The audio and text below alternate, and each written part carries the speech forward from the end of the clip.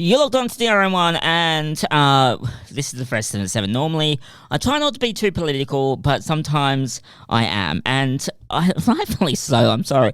I look, when I'm not looking for new music, I am looking at the news.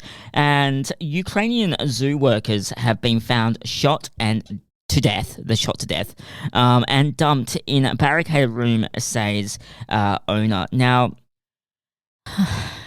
This is what frustrates me, okay? We've got an election coming up, and Scott Morrison has kindly, I guess, donated or loaned, I'm not quite sure exactly what the details were, some armor vehicles.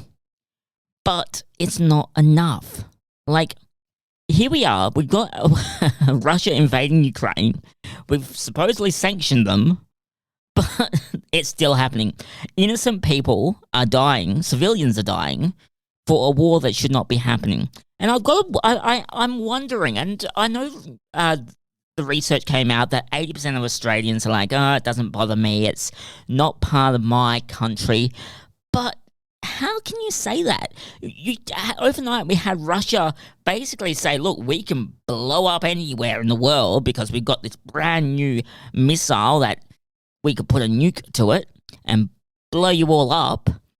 Like, come on, these world leaders, and I'm going to address the ones in the room here in Australia because we're about to go to the polls.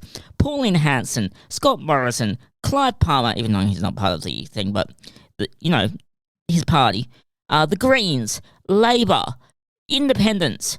Where are you all standing on this Ukraine issue? Because right now, all I see is a lot of mouth talking about petrol prices and housing and all that kind of stuff, where the world could end tomorrow.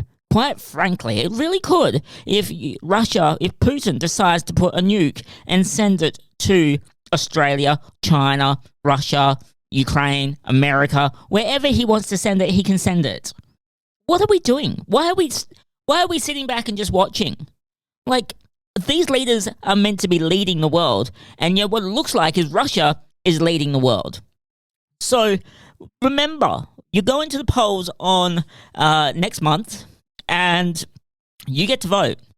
Find out whether your vote is going to be backing leaders that don't really give a crap or leaders that are going to do some action. We should be in Ukraine. We should be bombing Russia. That's what we should be doing. And I know that's a big call, but I'm sorry, they can go and kill innocent people, murder towns of people, hundreds of thousands of people, and get away with it. It's time that the world leaders, take their action to Russia. Financial sanctions and all that kind of stuff clearly is not sending the message. Maybe a few bombs on Russia might send a message. Come on, Australia, what are we waiting for? Where are our leaders when we need leading?